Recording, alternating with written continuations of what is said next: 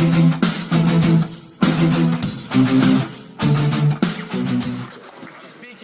only Canadians we're asking to pay a little more are those who've been very successful in these past years and are able to make more than $250,000 in profit from selling off investments.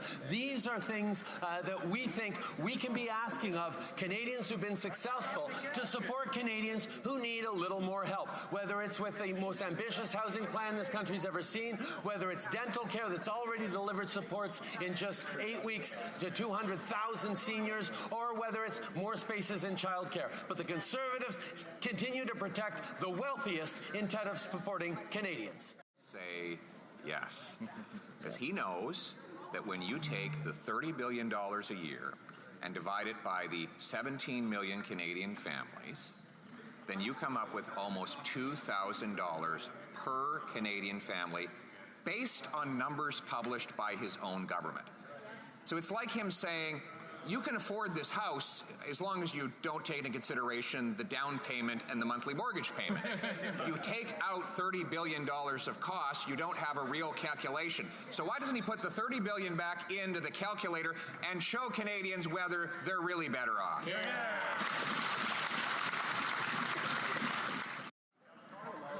There's nothing cheap, Mr. Speaker, about the Prime Minister spending $220,000 for food alone on a 6-day jet-setting tour for himself. All the while, homelessness up 38%. Toronto has 256 homeless encampments, where 1 in 10 people in that city are now eating at food banks. They join 2 million Canadians. The good news is life was not like this before this Prime Minister, and it won't be like this after he's gone. Can we not have a carbon tax election now to choose a government that will axe the tax, build the homes, fix the budget, and stop the crime?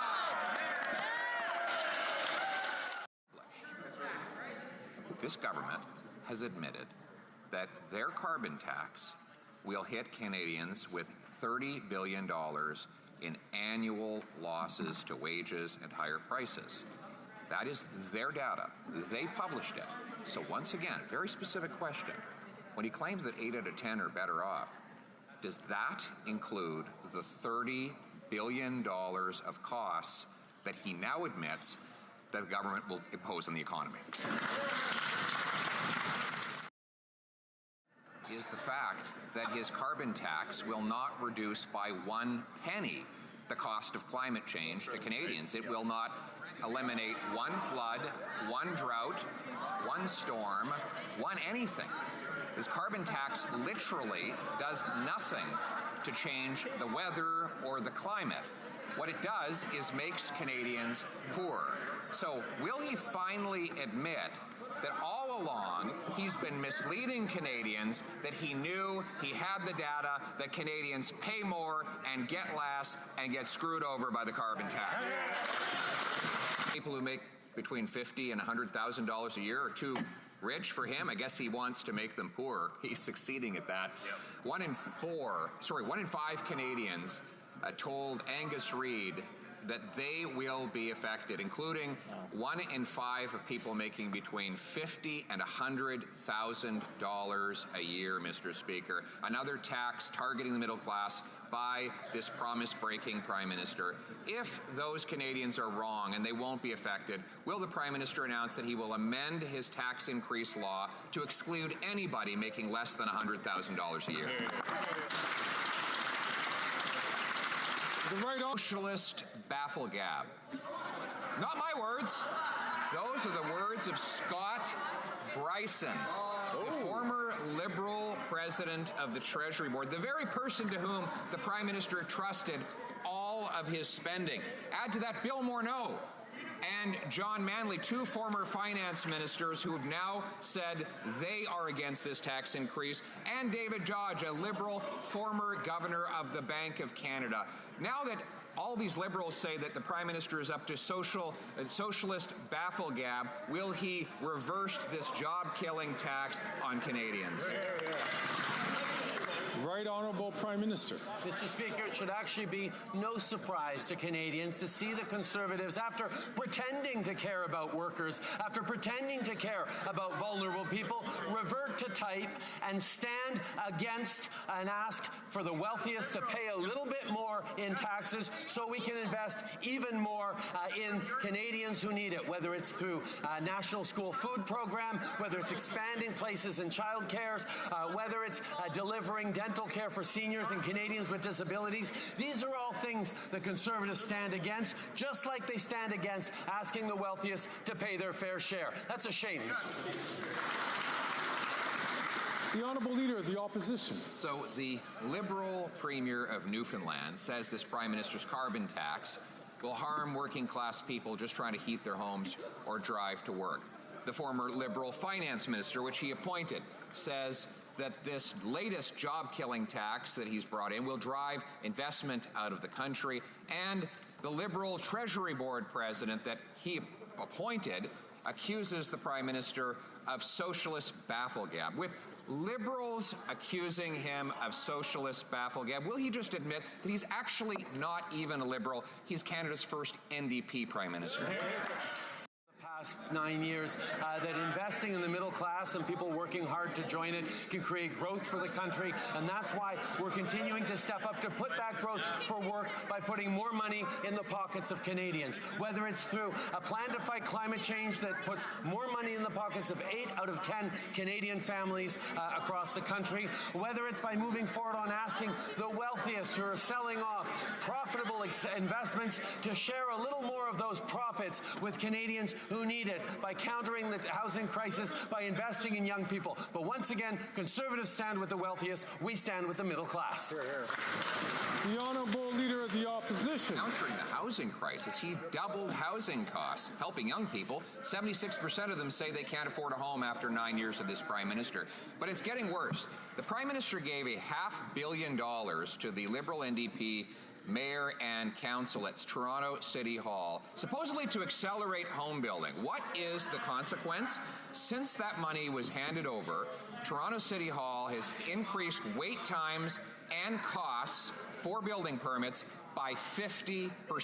Why does he keep forcing taxpayers to bloat the gatekeeping bureaucracies instead of doing what we want?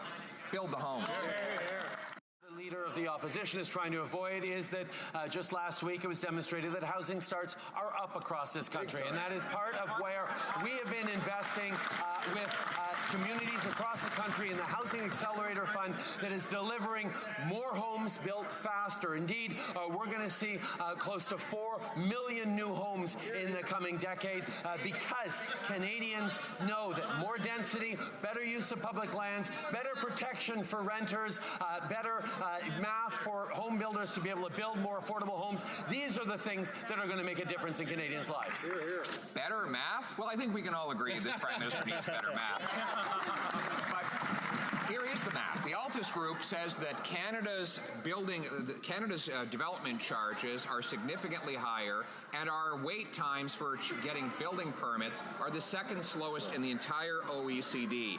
And what is this Prime Minister doing?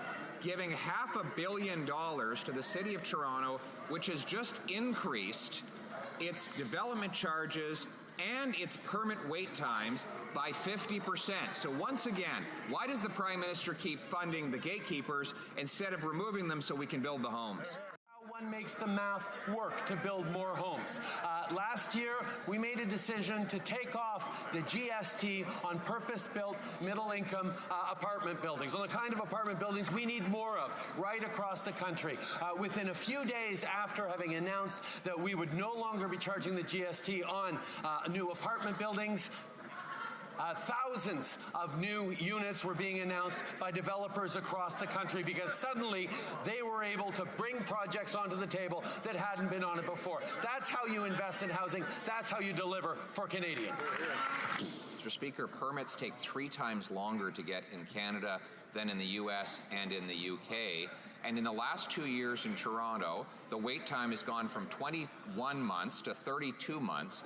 All while the Prime Minister has given that bureaucracy $500 billion to subsidize their building, blocking, bureaucracy. Why won't he follow my common sense plan to require municipalities permit 15% more housing completions as a condition of getting their federal funds? Liberal scandals. The RCMP commissioner just confirmed that there are now 6 active criminal investigations into contracts awarded by this NDP Liberal government. That's on top of the $60 million Arrive Scam Act, which saw $20 million go to 2 contractors who work out of their basement and don't even do IT work. Will the Prime Minister promise to personally cooperate with this criminal investigation so that Canadians can know where their money went? The Right Honourable Prime Minister.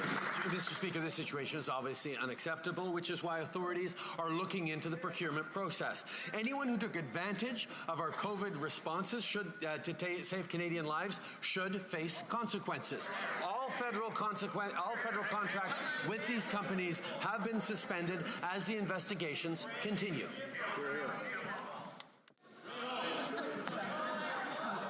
Mr. Speaker, the Conservatives over this past session have stood in this House to stand against dental care for seniors. They've stood in this House to stand against expanding child care investments in spaces. They've stood in this House to stand against the kinds of investments that are helping Canadians with diabetes, Canadians afford birth control.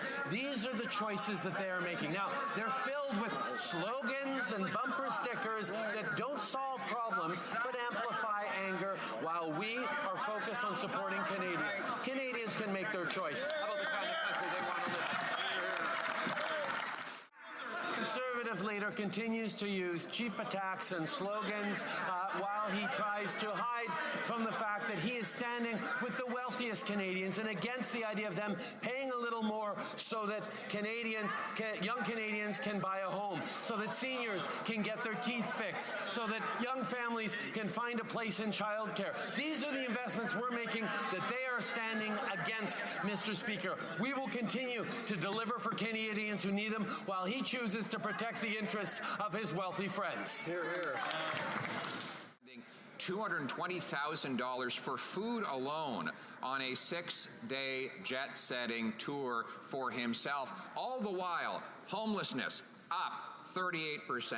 Toronto has 256 homeless encampments, where 1 in 10 people in that city are now eating at food banks. They join 2 million Canadians. The good news is life was not like this before this Prime Minister, and it won't be like this after he's gone. Can we not have a carbon tax election now to choose a government that will axe the tax, build the homes, fix the budget, and stop the crime?